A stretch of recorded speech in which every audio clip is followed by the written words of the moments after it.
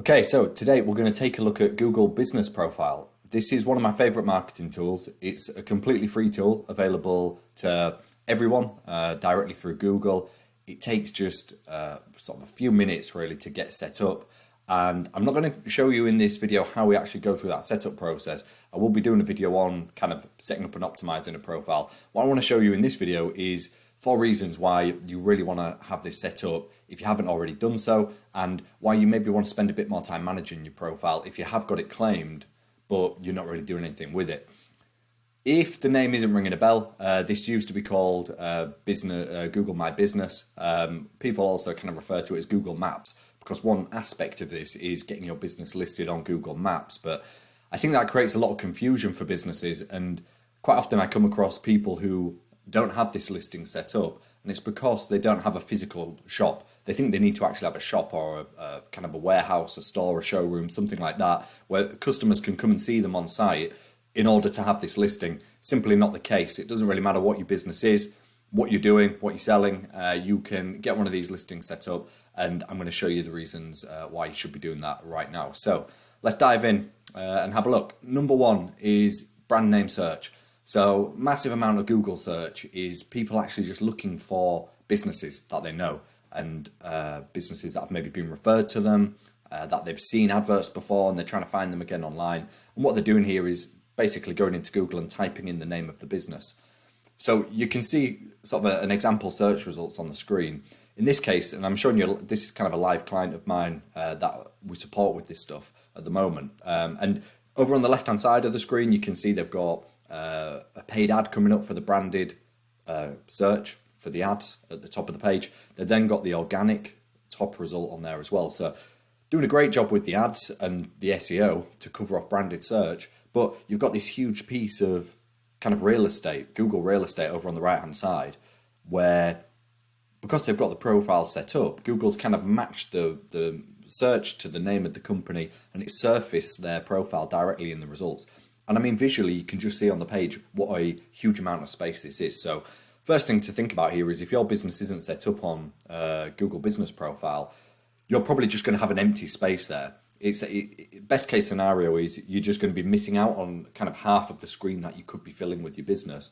Worst case scenario, Google will actually surface another business into that place. So if there's another business maybe with a similar name, or that it thinks it could be the company you're looking for, and they look reputable on Google and they've got some reviews, they're potentially going to come up next to you. So it's not just like you're not having the listing show up and these people are still going to get in touch with you. You're potentially going to be losing customers who really should be coming to you because they've actually started out their search looking for you in the first place. So what we're talking about with the brand name stuff is controlling that real estate, controlling the Google reviews, but it's also about controlling how your brand appears online. Because you set the Google listing up and you get to pick the pictures and kind of the contact information and how your logo is displayed on the listings, you're basically taking control of kind of that brand image and how you present it on Google. Something else you'll probably have seen yourself, I'm sure, whenever you're doing Google searches, is that a large part of these listings is the Google reviews that are also displayed alongside them. And Google My Business business profile really is one of the best ways to collect and manage your reviews. So there's loads of different review tools out there. There's some really big, well-known names, and what you tend to find is they'll have a free version and you can get started with that to collect reviews. But then as soon as you want to do anything with the reviews, or use them or manage them, or kind of proactively ask customers to collect more of them, you start having to pay for features on the software. And once you're down that road with them, it's very hard to kind of back out of it because you've already committed to putting a lot of reviews onto their platform. With Google, there's no kind of paid for features on here, but you get the basic features and you get them all completely free. So you can see here at the top of the page, we've got 73 Google reviews, 4.9 star rating on there. That's massively powerful. That's getting collected in Google, but also surfaced directly in the Google search results. And this is completely free. So it's huge power for conversion from the sense of convincing customers that they should be getting in touch with you. But what Google also does is it looks at the reviews to decide which businesses to show. So this is kind of a trust signal going back to Google saying, look, your business is reputable, people are reviewing it, And Google's going to respond by ranking your map listing higher and overall just giving you an SEO boost in terms of how your website appears on Google. A really nice feature as well in the middle of the results here you'll see is Google actually pulls in reviews from elsewhere on the internet. Again, you don't get any control over this and you can't really sort of manage it. Sometimes it'll do it, sometimes it doesn't, but it's quite nice. There's not loads of reviews for this particular business on Facebook and Yelp, but it's pulled them through. So you've got kind of these other trust signals being fed into the results.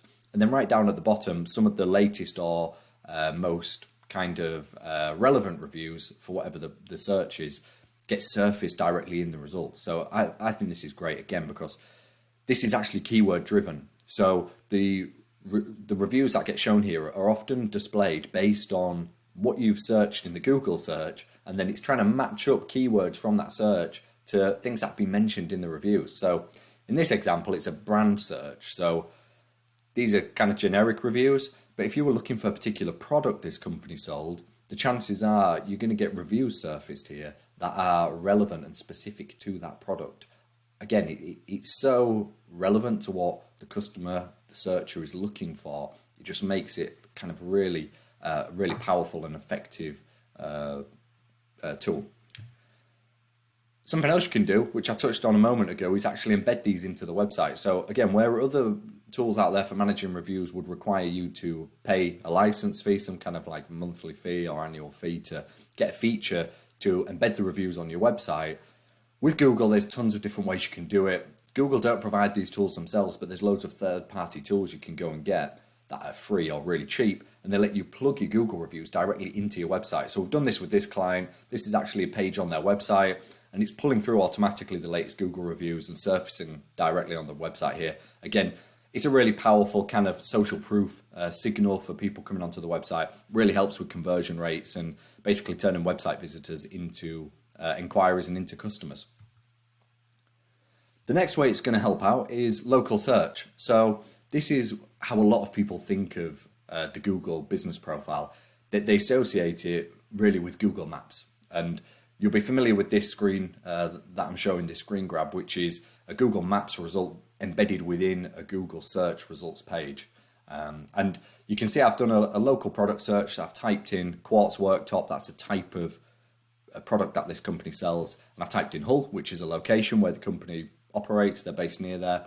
And you can see in the results, you get a bunch of results. You normally get 3 businesses show up on here.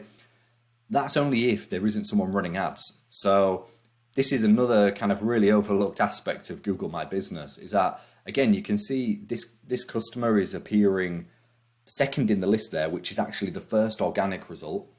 And they're doing that really well because, again, they've got all of those reviews, and that's a ranking factor. So their 73 reviews are putting them light years ahead of kind of the other 2 businesses on there with 22 and 9 reviews. But they're also running Google Ads. And because Google Ads and Google Business Profile, both Google products, they play really well together. And you can actually use your Google Ads to run business profile ads. And there's only ever one of these that comes up in the results. It's a weird one. You kind of set this up with Google. Sometimes they run, sometimes they don't run. But when they do run, really boosts your exposure, and it's just a way of completely dominating the search results.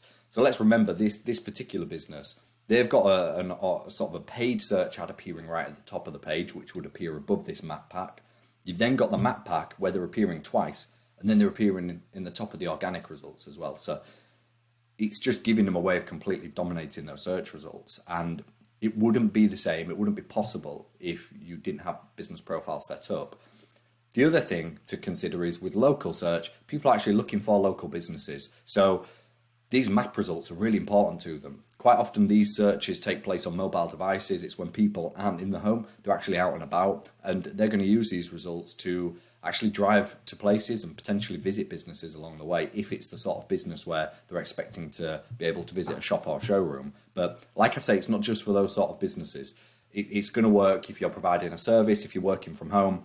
I have a home office and everything is run on my business listing through there, and it works perfectly fine. There's ways on Google where you can hide that address. You can show your service area, so you don't have to worry about kind of people turning up out of the blue or things like that if you don't have a shop or showroom for them to visit. So don't be put off by it. You're going to benefit in the same way that a physical premise-based business is going to benefit from having this all set up.